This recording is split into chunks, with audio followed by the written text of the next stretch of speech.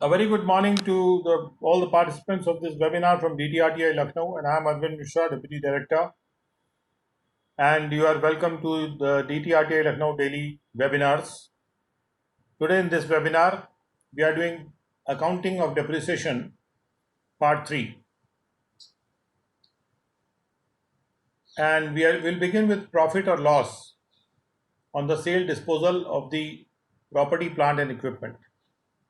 जब भी कोई प्रॉपर्टी, प्लांट या इक्विपमेंट का सेल होता है या कोई डिस्पोजल होता है तो उसमें प्रॉफिट या लॉस किस प्रकार से निकालते हैं, उस विषय पर ये टॉपिक है आज का।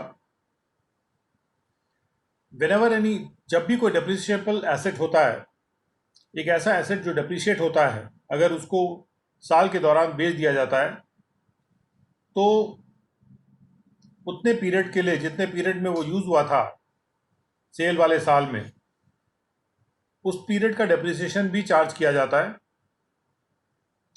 और उस उतने पीरियड का डेप्रिसिएशन चार्ज करने के बाद जो रिटर्न डाउन वैल्यू आती है उसको इस्तेमाल किया जाता है प्रॉफिट या लॉस कैलकुलेट करने के लिए उस एसेट की सेल पर।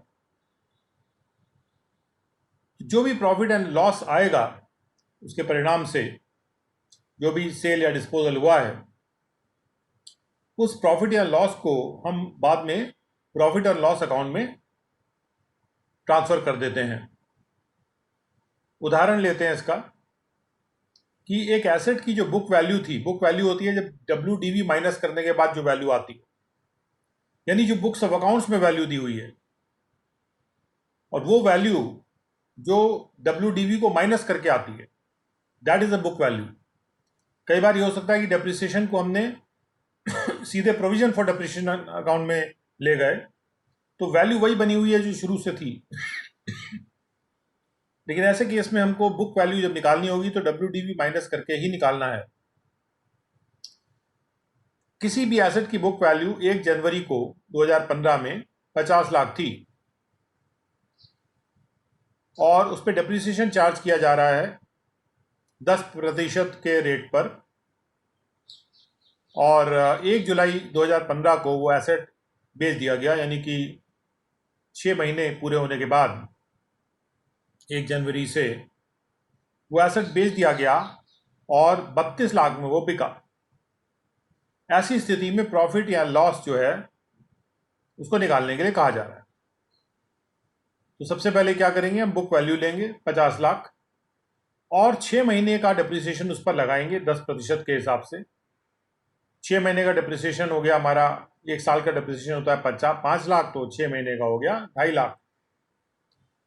और उसके बाद हमारी रिटर्न डाउन वैल्यू आ जाएगी 1 जुलाई की, और इसके ये रिटर्न डाउन वैल्यू है, उसके अगेंस्ट हमारे जो सेल प्रोसीड्स हैं वो 32 लाख के हैं।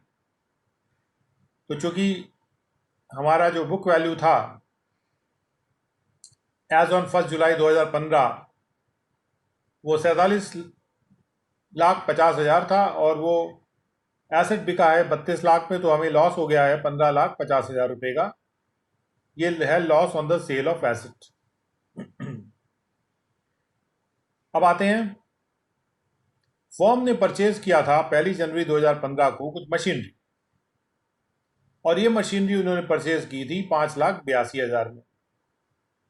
उसके बाद इस मशीनरी पर इन्होंने 18,000 रुपये उसके इरेक्शन पे लगाया, जो इंस्टॉलेशन वगैरह होता है।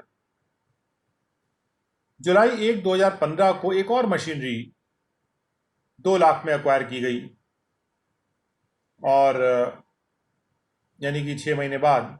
और उसके बाद 1 जुलाई 2016 को जो मशीनरी खरीदी गई थी 1 जनवरी 2015 को, वो ऑब्सोलीट हो गई थी और उसको ऑक्शन कर दिया गया।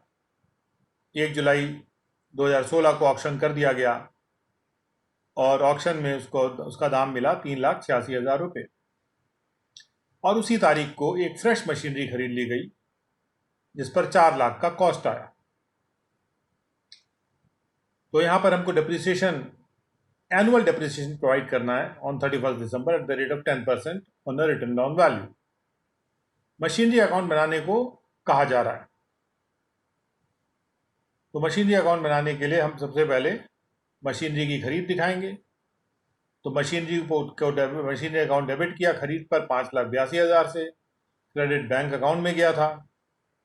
उसके बाद इरेक्शन चार्जेस हमने मशीनरी अकाउंट में डेबिट किए, क्योंकि ये कॉस्ट में ऐड होता है। इरेक्शन चार्ज मशीनरी की कॉस्ट में ऐड होता है, तो इसलिए बैंक अकाउंट को हमने क्रेडिट करके और मशीनरी अकाउंट को 18,000 से डेबिट किया। उसके बाद हमने डेप्रिसिएशन दिया उसको 70,000 रुपये का। जो डेप्रिसिएशन है वो दिया जा रहा है 10% के रेट पे, और यहाँ पे आप देख सकते हैं 5,82,000 और 18,000 को मिला के बनता है 6 लाख रुपये। और 6 लाख ये बनता है, प्लस 2 लाख का हमने एक और मशीनरी खरीद ली जो 6 महीने बाद खरीद ली। तो ये 6 लाख की जो मशीनरी है उसके ऊपर डिप्रिसिएशन लगेगा 10% के हिसाब से। और ये जो दूसरी मशीनरी खरीदी है 1 जुलाई को खरीदी गई है, तो इसलिए इसको आधे ही साल का डिप्रिसिएशन मिलेगा। तो इसका जो डिप्रिसिएशन बनता है उसका आधा हो गया 10,000 और इसका हो गया 60,000, तो 60 + 10 मिला के 70,000 हमारा डिप्रिसिएशन हो गया। और उसके बाद साल खत्म होने के पे बैलेंस कैरी डाउन हो गया 7,30,000 रुपये। बैलेंस ब्रॉट डाउन कुछ भी नहीं था, क्योंकि शुरू में कोई मशीनरी नहीं थी। इसके बाद ये जो कैरी डाउन बैलेंस है ये अगले साल ब्रॉट डाउन हो जाएगा मशीनरी अकाउंट के डेबिट साइड में। और 4 लाख की मशीनरी अगले साल जुलाई 1 को खरीदी गई, तो उसको हमने लगा दिया। 7,30,000 हमारा WDV था, तो 7,30,000 पे हम WDV लेंगे और 4 लाख पे आधे साल का लेंगे। तो इस प्रकार से जब हमने मशीनरी को बेच दिया तो यहाँ पे 3,86,000 रुपये हमको मिला। 3,86,000 रुपये मिला हमको। मशीनरी को हमने जुलाई 1 को बेचा था, यानी आधे साल का उस मशीनरी पे डेप्रिसिएशन लगेगा। इसका वर्किंग नोट में आपको अभी दिखा देते हैं कि ये आपका डेप्रिसिएशन इस तरह से है। रिटन डाउन वैल्यू जो थी आप देख सकते हैं कि 5,40,000 रिटन डाउन वैल्यू थी, और उस पर 27,000 का डेप्रिसिएशन आधे साल का बनता है। और 1,90,000 पे 19,000 का डेप्रिसिएशन बनता है। यानी ये जो पहली मशीनरी थी 6 लाख की जो ली थी हमने, और दूसरी मशीनरी हमने 2 लाख की ली थी। ये जो हमने मशीनरी बेची है ये वो मशीनरी है जो हमने यहाँ पे 6 लाख में क्रय किया था, या इरेक्शन क्रय प्लस इरेक्शन का जो भी चार्ज था वो, उसको बेचने पे हमको 3,46,000 मिले। तो सबसे पहले ये 6 लाख का था। 6 लाख पे हमने 60,000 डिप्रिसिएशन दे दिया, बच गया 5,40,000। और 5,40,000 में अगले साल का आधे साल का डिप्रिसिएशन मिलेगा, क्योंकि उसके बाद वो बेच दी गई। आधे साल का डिप्रिसिएशन इतना हुआ, बच गया इसका WDV 5,13,000, और इसको बेचा गया 3,86,000 में। तो यहाँ लॉस हो गया हमारा 1,27,000 का। जो दूसरी मशीन थी इसको 2 लाख में खरीदा गया, आधे साल का डिप्रिसिएशन इधर लगा, बच गया 1,90,000। 1,90,000 पे पूरे साल का डिप्रिसिएशन ये लगा 19,000 10% के हिसाब से, और ये माइनस किया तो WDV आ गया। तीसरी मशीनरी जो है 4 लाख में ली गई और उस पर आधे साल का डिप्रिसिएशन लगा, इसकी बच गई वैल्यू 3,80,000 रुपये।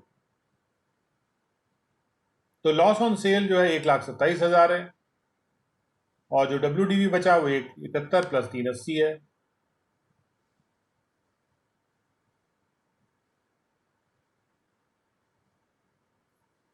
तो इसके साथ ही फिर हमने डिप्रिसिएशन सोल्ड मशीन पे 27,000 यहाँ दे दिया। ये 39,000 का जो डिप्रिसिएशन है, ये 20,000 + 19,000 ये करके 39,000 का डिप्रिसिएशन यहाँ दे दिया। और ये मशीनरी की बिक्री पे जो प्राइस आया वो 3,86,000 यहाँ आ गया।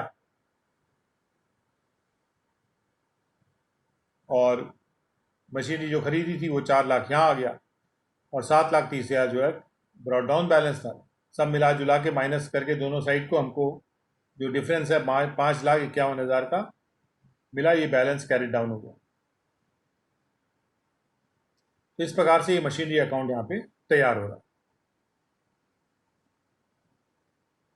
आगे बढ़ते हैं टॉपिक नंबर 5 पे, change in the method of depreciation.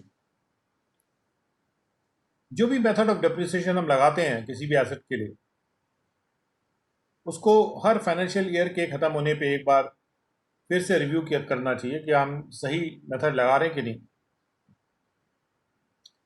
और यदि कोई भी महत्वपूर्ण बदलाव नहीं आया है कंजम्पशन के पैटर्न में जो एक्सपेक्टेड है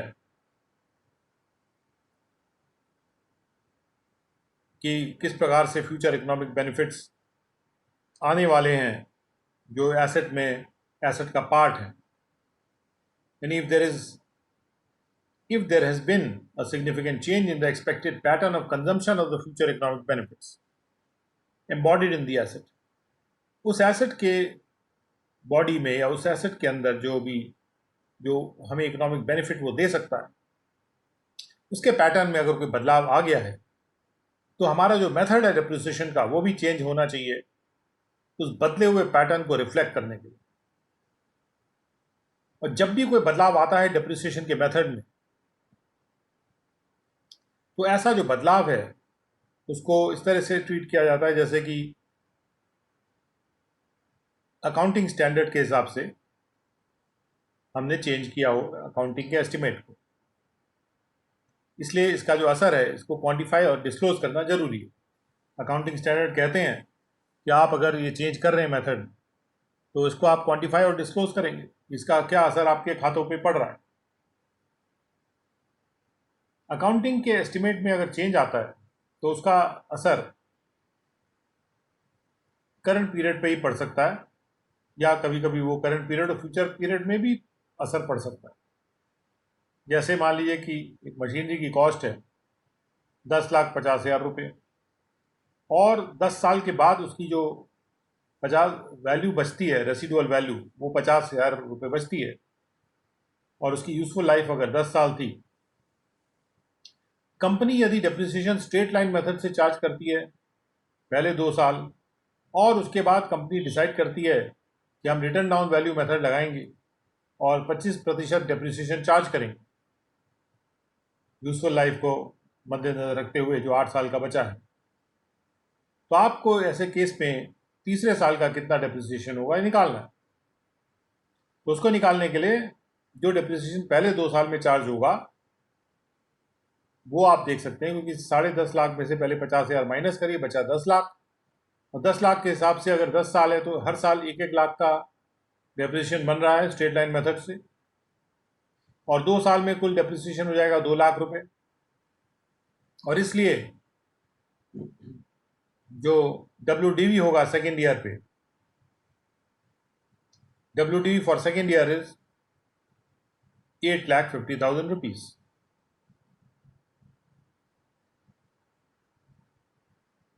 क्योंकि हमने कॉस्ट जो मशीनरी की आई थी वो 10-10.5 लाख थी, 10.5 लाख पे 2 लाख हम डेप्रिसिएशन दे चुके हैं, बच गया 8.5 लाख, तो 8.5 लाख हमारा WDV है 2 साल के बाद। और इसलिए तीसरे साल में जो हम डेप्रिसिएशन लगाएंगे 8.5 लाख पे, वो 25% लगाएंगे। तो हम 8.5 लाख का 25% होता है 2,12,500 रुपये, और इसलिए हम 2,12,500 रुपये डेबिट करेंगे डेप्रिसिएशन के रूप में प्रॉफिट एंड लॉस अकाउंट में। अब एक इलस्ट्रेशन देख लेते हैं इसी संदर्भ में, इसी कॉन्टेक्स्ट में। इलस्ट्रेशन 11 कहता है कि मैसर्स अंशुल ने बिजनेस स्टार्ट किया था 1 जनवरी 2011, जब उन्होंने एक प्लांट और इक्विपमेंट खरीदा 7 लाख रुपए में। अब उन्होंने एक पॉलिसी लगाई कि हम डेप्रिसिएशन चार्ज करेंगे 15% पर एनम पे, और डिमिनिशिंग बैलेंस वाला सिस्टम हम अपनाएंगे, diminishing balance basis. And over the years उनके जो परचेज थे इस तरह से थे कि पहले उन्होंने 1 जनवरी 2011 को 7 लाख का प्लांट खरीदा, उसके बाद 1/1/2012 को फिर 1.5 लाख का खरीदा, फिर 1/1/2015 को फिर 2 लाख का खरीदा। 1/1/2015 को ये डिसाइड किया गया कि हम मेथड को चेंज कर देंगे और रेट ऑफ डेप्रिसिएशन जो है आप स्ट्रेट लाइन पे ले आएंगे। इस तारीख को, ऑन दिस डेट, यानी 1/1/2015 को जो बची हुई यूजफुल लाइफ थी उसको 6 साल पे असेस किया गया सभी एसेट्स के लिए जो परचेज किए गए थे 1/1/2015 के पहले। यानी उसमें ये 1.5 लाख का ये जो एसेट था इसकी भी एसेस की गई 6 साल की लाइफ है, यूजफुल लाइफ। और जो एसेट परचेज किया गया था 1/1/2015 को, यानी 2 लाख का जो एसेट था, इसकी लाइफ मानी गई 10 साल के लिए और इसकी कोई स्क्रैप वैल्यू नहीं थी। यानी स्क्रैप वैल्यू किसी भी चीज की कोई नहीं। तो क्या कहा जा रहा है? Calculate the difference in depreciation to be adjust in plant and equipment account. कितना डेप्रिसिएशन हम एडजस्ट करेंगे, यानी कितना डेप्रिसिएशन कैलकुलेट करने को कहा जा रहा है।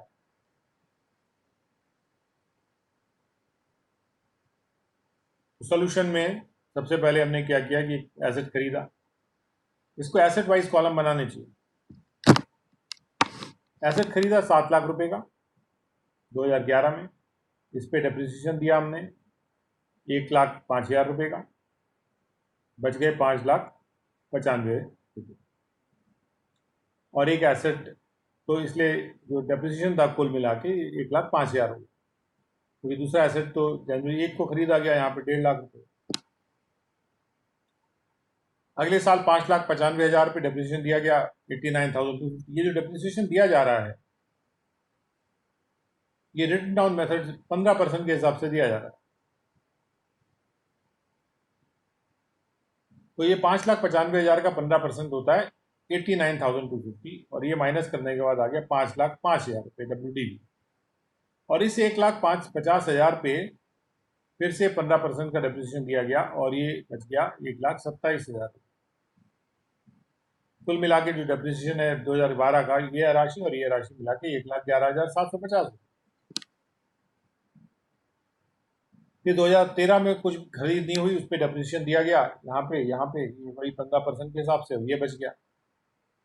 2014 में भी डेप्रिसिएशन दिया गया, अब ये बच गया। अब 2012 में ये 1.5 लाख का जो एसेट खरीदा गया था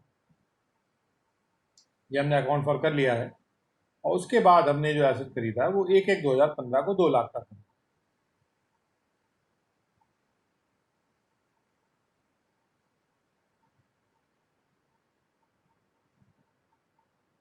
तो ये 1/1/2015 वाला जो एसेट है अभी यहाँ पर नहीं आया है, और अभी हम 2015 का जो ले रहे हैं एस्टिमेट 76,253।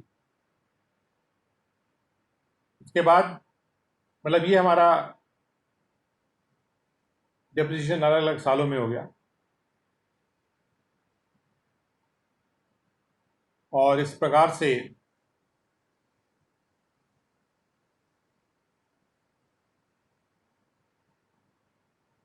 जब हम प्लांट एंड इक्विपमेंट अकाउंट बनाते हैं तो वहां पे हम 1/1/2015 को हम 4,57,000 रुपये ये हम WDV लगा रहे हैं। ये जो WDV है ये 3,65,000 प्लस 92,119 को जोड़ के आएगा, तो 3,65,000 और 92,119 इनको जोड़ के WDV आएगा, वह 4,57,523। ये ब्रॉड डाउन है 1/1/2015 को। उसके बाद उस साल में हमने एक एसेट खरीद लिया था, तो हम एक तो 60,900 का ये डेप्रिसिएशन दे रहे हैं, प्लस ये 15,000 का दे रहे हैं, और प्लस ये 20,000 का मिला के हम यानी 76 टू 53 में हमने 20,000 मिला के, 20,000 इसलिए क्योंकि इसी साल में हमने एक एसेट खरीदा 2 लाख का,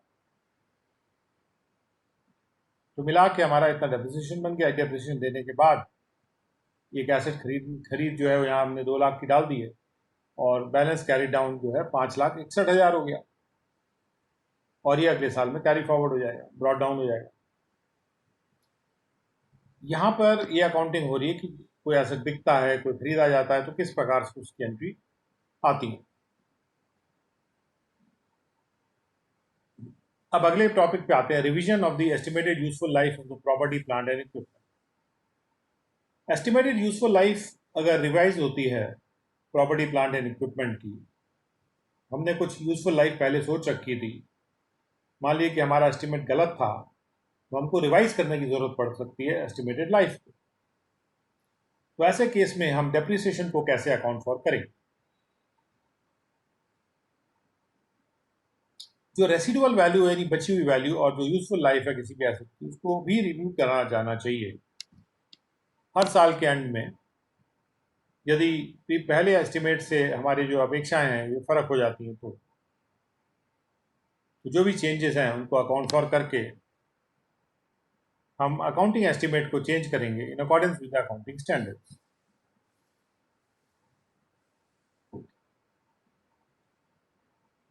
और जब भी कोई रिवीजन होता है estimated useful life,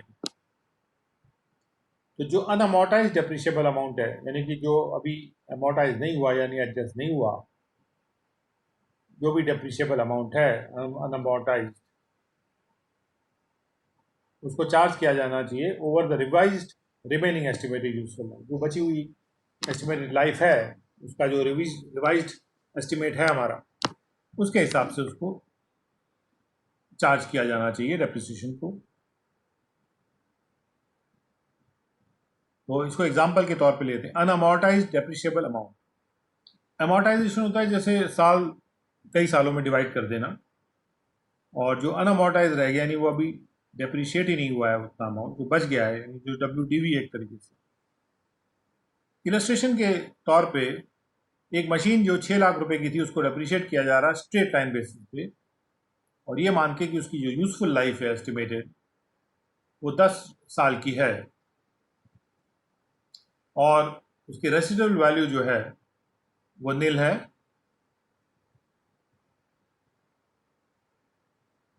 for 3 years.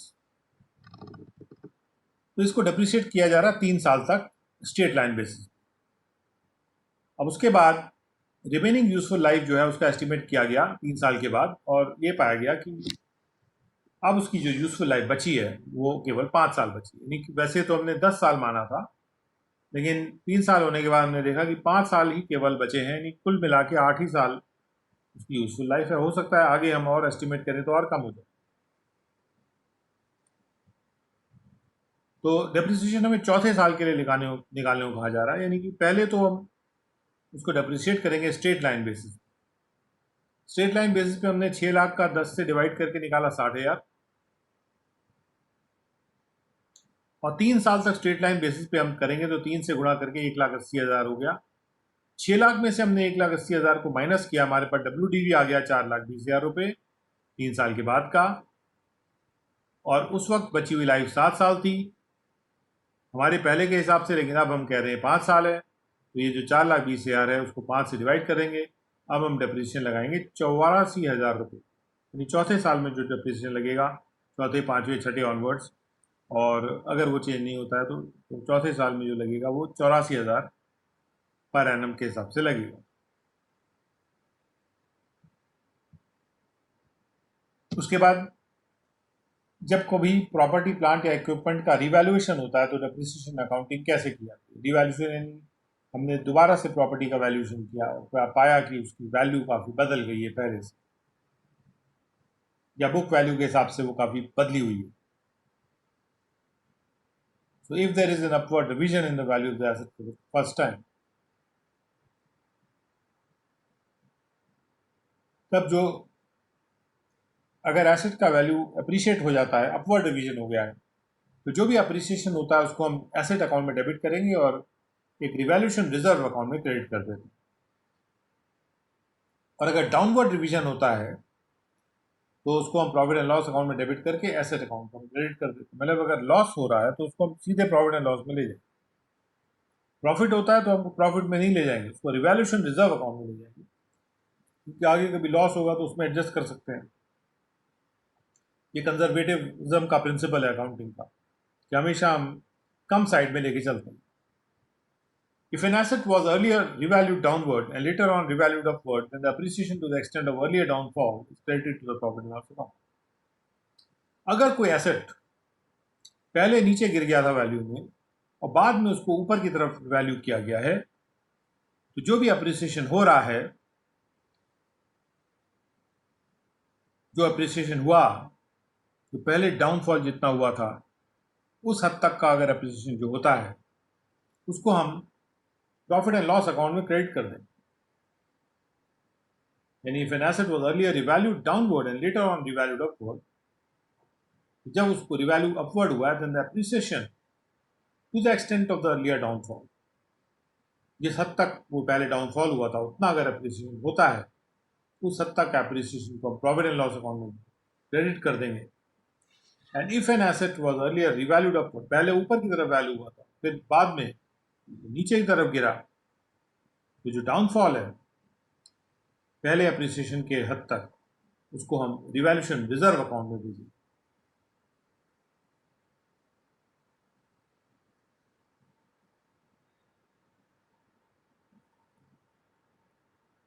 और यानी रिवैल्यूएशन रिजर्व अकाउंट में तब हम भेजते हैं जो अपवर्ड रिवीजन होता है।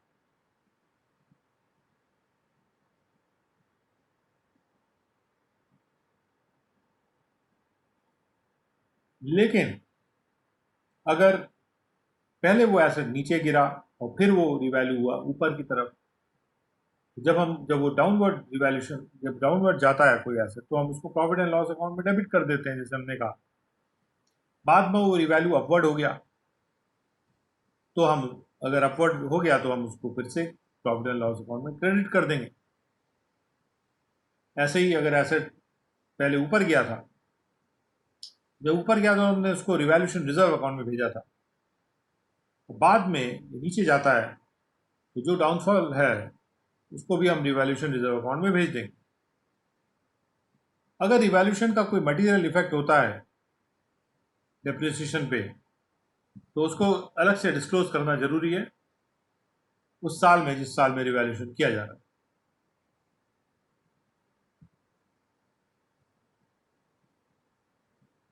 तो यही सब बातें इस डायग्राम में भी लिखी हैं जो अभी हमने समझी। अब आते हैं इलस्ट्रेशन 13 पे। इलस्ट्रेशन 13 ये कह रहा है कि एक मशीन है जिसकी कॉस्ट है 12 लाख रुपए और उसको हम स्ट्रेट लाइन मेथड से डेप्रिशिएट कर रहे हैं, ये मानते हुए कि 10 साल उसकी वर्किंग लाइफ है और 0 उसकी रेसिडुअल वैल्यू है। और ये जो डेप्रिसिएशन हमने दिया ये 3 साल के लिए दिया, और 3 साल के बाद ये मशीन को हमने रिवैल्यू किया ऊपर की ओर 60,000 रुपये से, एंड जो बाकी बची यूजफुल लाइफ है उसको भी हमने रीअसेस किया, वो 9 साल थी, तो चौथे साल का हमको डेप्रिसिएशन निकालना है। सबसे पहले 3 साल तक तो स्ट्रेट लाइन मेथड लगाया गया, तो 12 लाख रुपए पे 10 से डिवाइड करके बनता है 1,20,000 रुपये। इसको 3 से अगर गुणा करते हैं तो होता है 3,60,000 रुपये का डेप्रिसिएशन हुआ 3 साल का। तो 3,60,000 को 12 लाख में से माइनस कर दिया तो बचा हमारे पास WDV 8,40,000 रुपये। और उसके बाद 3 साल के बाद उसका जो रिवैल्यूएशन हो गया अपवर्ड, तो हमने उसको अमाउंट को 8,40,000 में 60,000 जोड़ के 9 लाख कर दिया, और उस यूजफुल लाइफ ऑफ 9 साल बची है, तो 9 लाख को 9 से डिवाइड करके 1 लाख का डेप्रिसिएशन चौथे साल में दे देंगे। अब आते हैं provisions for repairs and renewals. जो भी खर्चा रिपेयर या रिन्यूअल या मेंटेनेंस पे होता है प्लांट एंड मशीनरी के, ये उसके वर्किंग लाइफ में चेंज होता रहेगा, और इसलिए क्योंकि कभी खर्चा बढ़ जाता है कभी खर्चा कम होता है, और इसलिए जो रिपेयर्स और रिन्यूअल्स का जो चार्ज है वो बराबर रखने के लिए कभी कभी एक provision for repairs and renewal account खोला जाता है इक्वलाइज करने के पर्पज से। कभी बढ़ रहा है, कभी कम हो रहा है। तो total of such expenses that may be incurred over the working life is estimated to. पहले से हम तय कर लेते हैं कितना खर्चा हमको रिपेयर और रिन्यूअल पे करना है उसकी वर्किंग लाइफ में एसेट की, और एवरेज उस एक्सपेंडिचर का हम लेके उसको डेबिट कर देते हैं प्रॉफिट एंड लॉस अकाउंट में,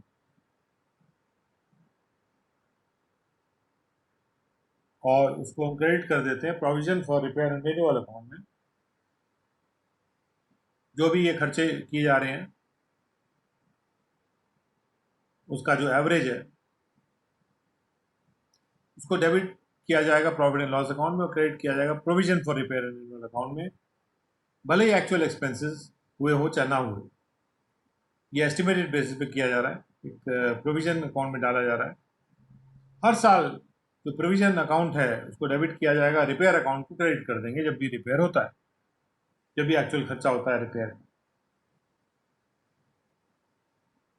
जैसे हमने खर्चा किया तो bank account credit, repair account debit, उसके बाद repair account credit and repair and renewal account debit. जो बैलेंस है provision for repair and renewal account में उसको कैरी फॉरवर्ड करके ले जाते हैं, और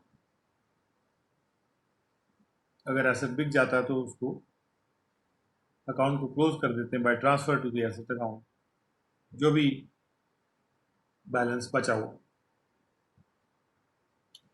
अब इलस्ट्रेशन 14 लिया जाएगा। जो निम्नलिखित पर्टिकुलर्स हैं वो अवेलेबल हैं from the books of a public company. एक पब्लिक कंपनी है जिसके पास बहुत सारे व्हीकल्स हैं, एक लार्ज फ्लीट है व्हीकल्स का, और प्रोविजन फॉर रिपेयर और रिन्यूअल अकाउंट में बैलेंस है 31/3/2016 को 11,50,000 रुपये का। उसके बाद ये रिपेयर किया जाता है 31/3/2016 को, 31/3/2017 को ये रिपेयर रिन्यूअल किया गया, और सालाना प्रोविजन कंपनी रिपेयर और रिन्यूअल का 4 लाख का कर रही। ये प्रोविजन है और ये एक्चुअल रिपेयर और रिन्यूअल।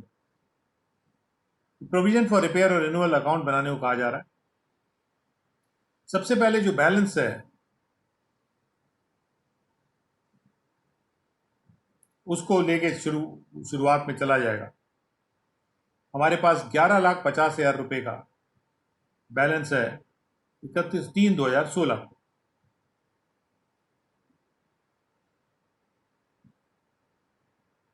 तो 31/3/2016 को यहाँ पर हमारा अगर 11.5 लाख का बैलेंस है, और हम कह रहे हैं कि हमने 31/3/2016 को रिपेयर भी हुए थे, तो जो रिपेयर हुए थे, रिपेयर से हमने पहले हमने रिपेयर अकाउंट में डाला, फिर प्रोविजन में शिफ्ट किया, तो प्रोविजन अकाउंट को हम डेबिट कर रहे हैं क्योंकि ये एक्चुअल रिपेयर हो रहा है, और रिपेयर अकाउंट को हम क्रेडिट कर रहे हैं। जब प्रोविजन बनाते हैं तब हम प्रोविजन अकाउंट को क्रेडिट करते हैं, जब एक्चुअल रिपेयर होता है तो प्रोविजन अकाउंट को हम डेबिट करते हैं। तो यहाँ पे 7.5 लाख का एक्चुअल रिपेयर हुआ, इसलिए हमने provision for repair and renewal account को उससे डेबिट किया, और उसके बाद जो बैलेंस ब्रॉट डाउन था वो हमने, क्योंकि हमारे प्रॉफिट एंड लॉस अकाउंट में हमने एनुअल प्रोविजन किया 4 लाख रुपए का। ये प्रॉफिट एंड लॉस अकाउंट को हम डेबिट करके प्रोविजन बनाते हैं, तो हमने प्रॉफिट एंड लॉस अकाउंट को डेबिट किया 4 लाख, और provision for repair and renewal account को क्रेडिट कर दिया 4 लाख से। हर साल बनाना है हमको। ये करने के बाद जो बैलेंस बचा वो है 15 लाख रुपए। तो बैलेंसिंग फिगर हमने ब्रॉट डाउन के रूप में लिख लिया। पहले उस साल की एंट्री कर दी, बैलेंसिंग फिगर हमने बैलेंस ब्रॉट डाउन के रूप में लिख दिया, क्योंकि बैलेंस कैरी डाउन तो हमें पता है कि 11.5 लाख, को ब्रॉट डाउन नहीं पता था, ब्रॉट डाउन कैलकुलेशन से आ गया। तो अब ये कैरी डाउन की फिगर जो आ रही है 11.5 लाख, ये अगले साल के ब्रॉट डाउन में आ जाएगी। अगले साल फिर हमने प्रोविजन बनाया 4 लाख का, और अगले साल हमने रिपेयर किया 3,20,000 रुपये का, 31/3/2017 को, जैसा कि यहाँ लिखा है 3,20,000 का रिपेयर किया। और उसके बाद जो बैलेंस बचा वो 12,30,000 रुपये बचा। इसको कैरी डाउन करके अगले साल ब्रॉड डाउन कर लिया। ये हो गया हमारा provision for repair and renewal account. तो इस एग्जाम्पल के साथ हमने एक, अगर समराइज वे में देखा जाए कि इस हमने चैप्टर में क्या सीखा है, तो हमने सीखा है कि सिस्टमैटिक तरीके से डेप्रिसिएशन को एलोकेट किया जाता है पूरे यूजफुल लाइफ में एसेट की। डेप्रिसिएशन को प्रोवाइड करने के उद्देश्य हमने सीखे हैं कि इससे करेक्ट इनकम का नपाई होती है, कंपनी की वित्तीय स्थिति का सही ज्ञान होता है, एसेट्स को रिप्लेस करने के लिए फंड हमारे पास उसका इंतजाम हो जाता है जब हम प्रोविजन वगैरह करते हैं, और कॉस्ट ऑफ प्रोडक्शन सही पता लगाने के लिए भी ये जरूरी है। और डेप्रिसिएशन को नापने के लिए हमको क्या क्या चीज़ चाहिए होती है, तो एक तो एसेट की कॉस्ट कितनी थी, उसकी यूजफुल लाइफ कितनी है, और बची हुई स्क्रैप वैल्यू कितनी है उस यूजफुल लाइफ के बाद। ये तीनों चीज़ें की ज़रूरत होती है। और जो हमने मेथड्स पढ़े डेप्रिसिएशन के, उसमें से हम नॉर्मली अपने एग्जाम्स में तो दो ही मेथड देखते हैं, स्ट्रेट लाइन मेथड और रिड्यूसिंग बैलेंस मेथड, लेकिन यहाँ पे हमने कई मेथड समझे। Straight line method, reducing balance, sum of years of digits method, annuity method, sinking fund method, machine hour method, production units method, depletion method. उसके बाद हमने ये भी सीखा कि जब कोई सेल होता है किसी टेंजिबल एसेट का, तो उससे जो प्रॉफिट या लॉस होता है उसको हम कैसे प्रॉफिट एंड लॉस अकाउंट में भेजते हैं। जो डेप्रिसिएशन मेथड है, रेसिडुअल वैल्यू और यूजफुल लाइफ, ये तीनों चीज़ें जो हैं ये किसी भी एसेट पे अप्लाई की जाती हैं, तो इसको रिव्यू किया करना चाहिए हर साल कि जब कौन सा डेप्रिसिएशन मेथड हम लगा रहे हैं, क्या वो सही है कि नहीं है। और ये भी रिव्यू होना चाहिए कि रेसिडुअल वैल्यू अब कितनी बची है एसेट की, ये भी रिव्यू होना चाहिए हर साल कि अब यूजफुल लाइफ कितनी बची है। और अगर कोई सिग्निफिकेंट चेंज है इन सब चीज़ों में, जो भी हमारा फ्यूचर में इकोनॉमिक बेनिफिट्स मिलने वाले उस एसेट से, उसकी उसमें उसके उस बेनिफिट्स के कंजम्पशन के पैटर्न में जो एसेट में एम्बॉडीड है, उसमें अगर कोई सिग्निफिकेंट चेंज हमें मिल रहा है कि किस तरह से प्रॉफिट निकल के आएगा या वो कितना चलने वाला है एसेट, तो उसको हमको डेप्रिसिएशन के मेथड को हमको चेंज करना पड़ सकता है बदली हुए सर्कमस्टांसेस के हिसाब से।